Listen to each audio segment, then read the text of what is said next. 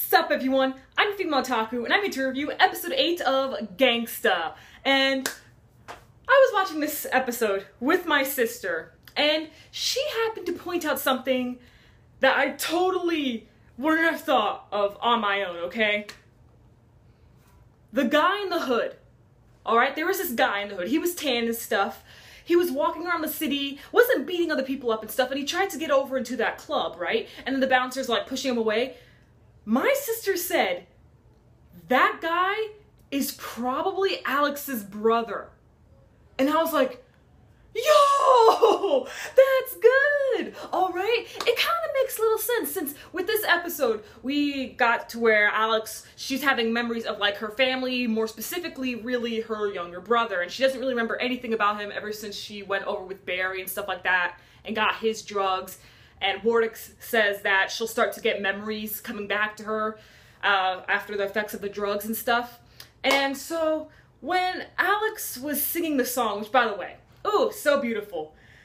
That song was really, really beautiful. She can carry a note so fine. But anyway, so when she was singing this song, she was having memories of her brother. And then from the memories of her brother, we kept on bouncing back over to the guy in the hood walking around through the town as the handymen, you know, were beating up some of the anti-Twilight people, all right? They kept on going back and forth with that. So I believe, thanks to my sister Madison, all right?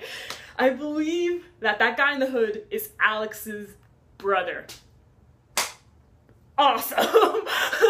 Did not come up with that on my own, I gotta tell you. Okay, so I really enjoyed this episode of Gangsta, right? This episode of Gangsta decided to take somewhat of a classy route. You see, there are many different ways how you can go with coming up with a classic gangsta movie, gangsta book, anything related in gangsters in total, alright?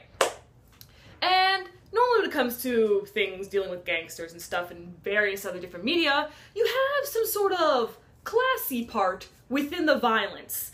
And that would be, with this episode, the somewhat of a bar, jazz club kind of thing. And like I said, I really enjoyed that song, okay? The whole little soiree and stuff like that with one of the mafia families, which by the way, I want to talk about the mafia families for a little bit. So, we got to learn more about the four fathers, right? The four fathers basically take care of everything Ergastulum and Twilight related, okay? Whether it's business-wise, weapon-wise, making sure Twilights are safe, or drugs, all right?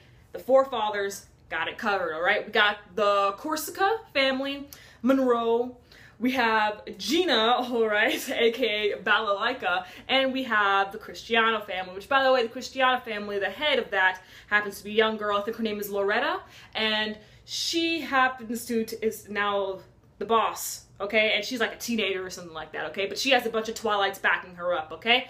And when I saw Loretta, I was all like, please do not be like that girl from Black Lagoon. You guys remember the girl I'm talking about over in season 2? You have this girl where she ended up taking over her father's Yakuza, and she just ended up going crazy and everything, going on a wild rampage and stuff like that. So I'm glad this girl, Loretta, she has some control and she's mature from the start. That's what I really like about the children when it comes to Gangsta. They're all mature, okay? They're not these annoying moe characters, which totally would have ruined the vibe of the anime.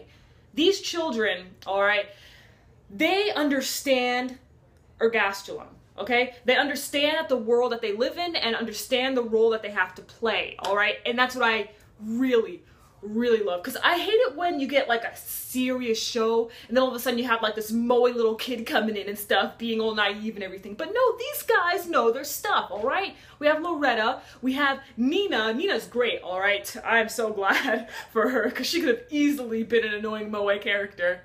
And the killer lollies, we see them once again. The brother and sister, and basically this episode was pretty much set up for a lot of things. Set up for the killer lolly peoples who go after Twilights and stuff. They're about to do some damage, okay? Set up with more of Alex and more of her backstory, which I'm really happy because I love Alex a lot, okay? I want to get to know more of her because now that we completely know everything and stuff about Warwick and Nico, it's time to learn more about Alex, so this is fantastic, okay? And don't worry, I haven't forgotten. I'm still waiting on more backstory on Veronica, Handyman. Alrighty, so that's all I have to say for this episode. Great episode. Absolutely loved this song, okay? So, catch you tomorrow as I review Akagami no Shirayuki Hime. And I might upload a top 10 video either today or tomorrow. We'll see. Well, anyway, I gotta head to the beach. I'm your female otaku. Sayonara.